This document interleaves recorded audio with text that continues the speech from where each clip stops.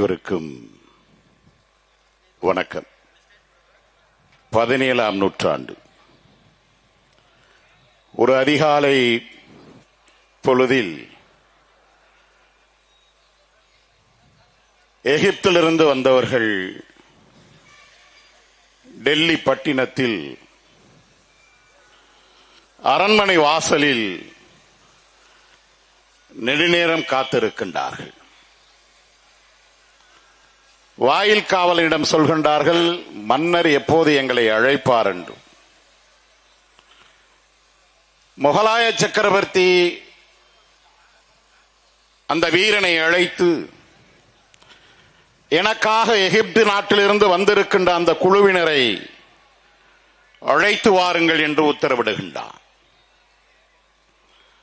வந்தவர்கள் சொல்கின்றார்கள், ஐயா, நாங்கள் எகிப்து நாட்டில் இருந்து வருகின்றோம்.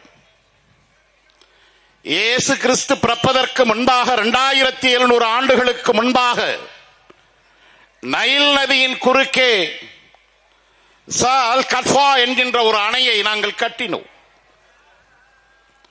நீரின் போக்கு தாங்காமல் அந்த அணை உடைந்து விட்டது. அதன் பிறகு 1720 ஆண்டுகள் கழித்து மீண்டும் நைல் நதியின் குறுக்கே ஓடி வரும் ஆற்றை மறித்து இரண்டாவது முறையாக அணை கட்டினோம். அதுவும் உடைந்து போனது. இந்திய துணைக்கண்டத்தில் நீண்ட காலம் கட்டப்பட்ட ஒரு அணை இன்று வரை உடையாமல் கம்பீரமாக இருக்கின்றதாமே, அந்த அணையை நாங்கள் பார்க்க வந்திருக்கின்றோம், உங்களிடத்தில் கேட்டால் தெரியும் என்று சொன்னார்கள். என்று சொன்னபோது அந்த செய்தியை கேட்டு முகலாய சக்கரவர்த்தி அதிர்ந்து போய் வியந்து போய், அப்படியா என்று கேட்டார். எனக்கு தெரியாதே என்று சொல்லிவிட்டார். வட இந்தியா முழுவதும் எகிப்திலிருந்து வந்த அந்த குழுவினர் தேடி தேடி தேடி அலைந்து ஒரு தகவல் கிடைத்தது. தென் திசைக்கு செல்லுங்கள், தமிழ் நாட்டகத்திற்கு செல்லுங்கள், அந்த அணை அங்குதான் இருக்கின்றது என்று சொன்னார்கள். அவர்கள் நேராக வந்த இடம்தான் கரிகால் பெருவளத்தான் கட்டிய கல்லணைக்கு வந்தார்கள். வந்து பார்த்து வியந்து போனான். எந்த தொழில்நுட்பத்தின் அடிப்படையில் கரிகால் பெருவளத்தான் இந்த அணையை கட்டியிருப்பான் என்று அந்த தொழில்நுட்பத்தை கடைசி வரை அவர்களால் கண்டுபிடிக்க முடியவில்லை. உலகமெங்கும் இந்த செய்தியை பரப்பியது எகிப்தியர்கள் தான். அதன் பிறகு ஆங்கில கிழக்கிந்திய கம்பெனி இந்திய ஒன்றியத்தை அடிமைப்படுத்தி ஆண்ட பொழுது கங்கை கால்வாய் திட்டத்தை இந்திய துணைக்கண்டத்தில் அமல்படுத்திய உருவாக்கிய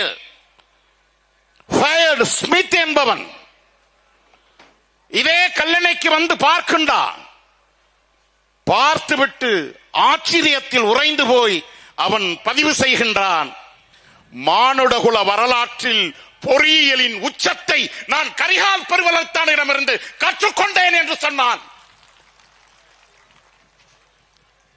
அதன் பிறகு அதே ஆங்கில கிழக்கிந்திய கம்பெனியில் பொறியாளராக பணி செய்ய வந்தான் 19 வயது இளைஞன். அவன்தான் ஆர்தர் காட்டன். அந்த ஆர்தர் காட்டன் 1834ஆம் ஆண்டு முக்கம்பில் கொள்ளிடத்தில் ஒரு மேலணையை கட்டினான். மேலணையை கட்டிய பின்பு அவன் கால் பாதங்கள் தேடி வந்தது கல்லணையை. கல்லணையை வந்து பார்த்து உறைந்து நின்றவன், கரிகால் பெருவளத்தான் எந்த தொழில்நுட்பத்தை பயன்படுத்தி இந்த மாபெரும் அணைக்கட்டை கட்டியிருக்க முடியும் என்று தன் ஐரோப்பியாவில் படித்த பொறியியல் மூளையை கசக்கிக் கொண்டே நின்று கொண்டிருந்தான். திடீரென்று அவனுக்கு தோன்றியது, காவிரி ஆற்றை போக்கை மடைமாற்றி இந்த அணையை கட்டியிருப்பானோ என்கின்ற சந்தேகம் அவனுக்கு வருகின்றது. அவனே பதில் சொல்கின்றான், இப்ப இருக்கின்ற காவிரி குறுகி போய் நகரமயமாதலில் குறுகி போய் சிற்றோடை போல இருக்கின்றது. ஆர்தர் காட்டன் காலத்து கல்லணை நகர்ந்து வருகின்ற கடல் போல் இருக்கும். அந்த கடல் போன்ற காவிரியை எப்படியடா அதன் போக்கை மாற்ற முடியும் என்று யோசித்துக் கொண்டிருந்தவன் ஒரு கோடை காலத்திற்காக காத்திருந்தான். 1839 ஆண்டு கோடை காலத்தில் வந்து நின்று கொண்டிருக்கின்றான். கல்லணையின் தொழில்நுட்பத்தை தேடி 12 அடிக்கு தோண்டுகின்றான். 12வது அடிக்கு தோண்டும் பொழுது வட்டவட்டமான பாறைகள் இருக்கின்றது. அடுக்கடுக்காக பார்த்துவிட்டு எங்கேயாவது காங்கிரஸ் பேஸ்ட் ஒட்டி இருக்கின்றதா என்று உத்து பார்க்கின்றான். எங்கேயுமே காங்கிரஸ் பேஸ்ட் இல்லை.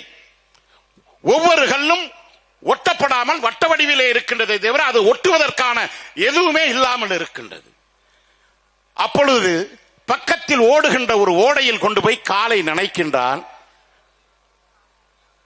அந்த காலை நனைக்கின்ற பொழுது ஓடுகின்ற அந்த நீரில் இருக்கின்ற மணல் அழுந்தி அழுந்தி அழுந்தி அழுந்தி அவன் காலை இது கீழே அமுக்கிக் கொண்டே போகின்றது.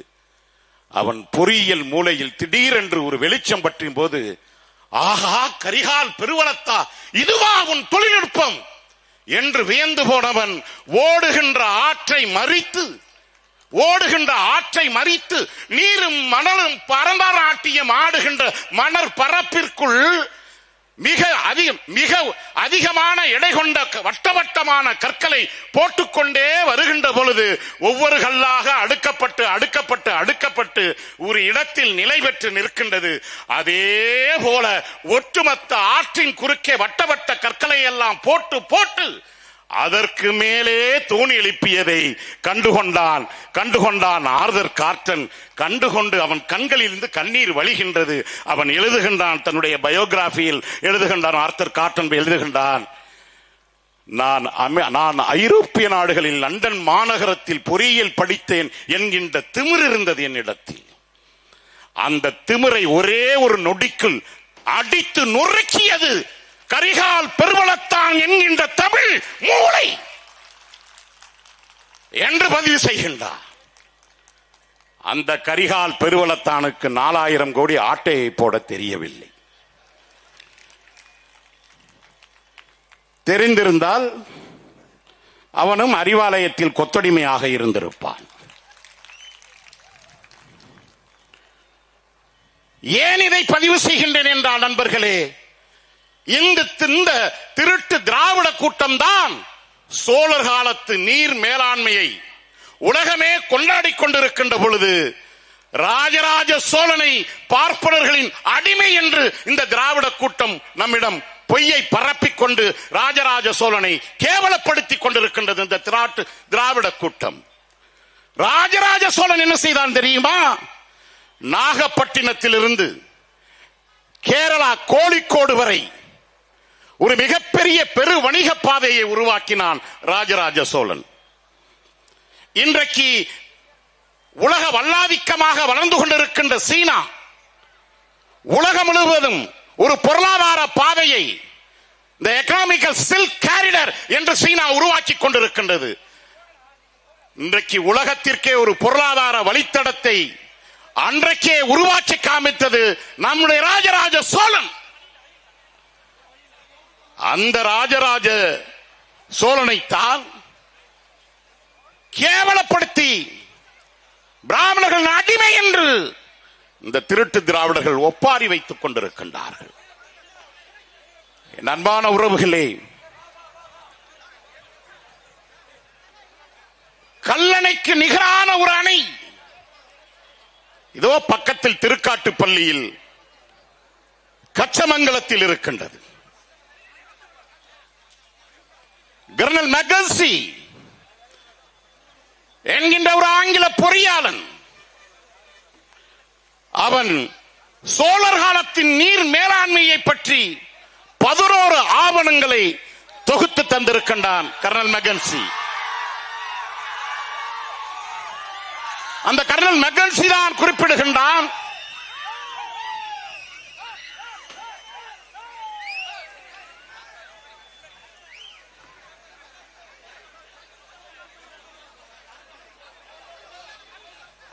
கல்லணைக்கு நிகரான ஒரு அணை அந்த கல்லணைக்கு பிறகு கரிகால் பெருவளத்தான் வழிவந்த சோழன்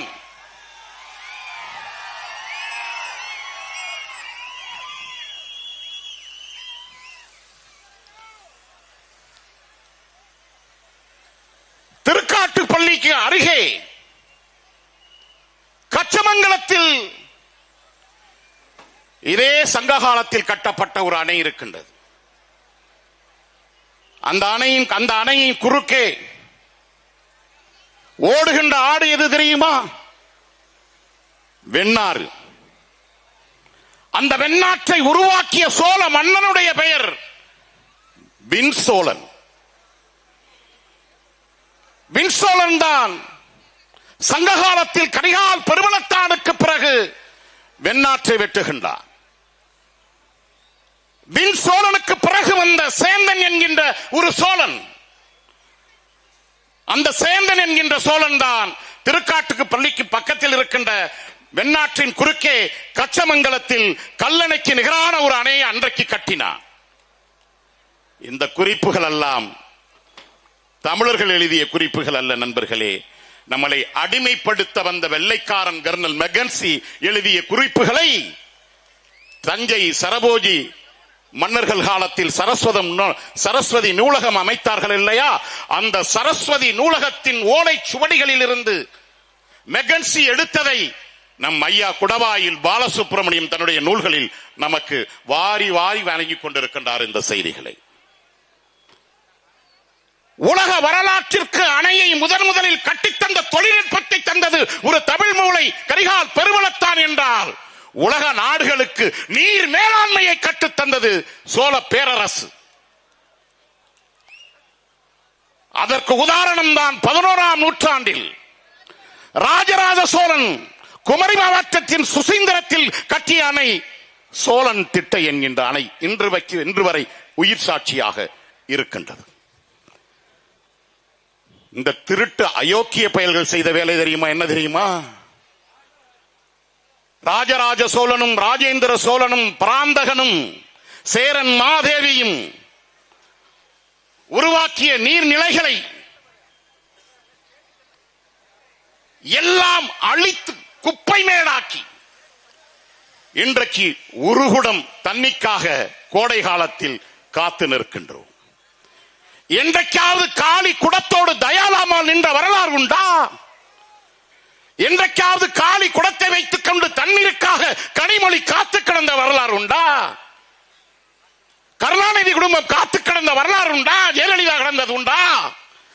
ஆனால் இவர்கள் தான் தண்ணீர் இனி தாகத்திற்கல்ல தனியார் முதலாளிகளின் லாபத்திற்கு என்கின்ற சட்டத்தை 1991ஆம் ஆண்டு நரசிம்மராவ் காலத்தில் இந்த டங்கல் ஒப்பந்தம், காட் என்கின்ற அக்ரிமெண்ட், காஸ் என்கின்ற ஒப்பந்தங்களில் கையெழுத்து போட்டு ஒட்டுமொத்த நாட்டையும் பன்னாட்டு முதலாளிகளுக்கு, வட இந்திய முதலாளிகளுக்கு தாரை வார்த்து கொடுத்த பாவிகள் தான் இவர்கள்.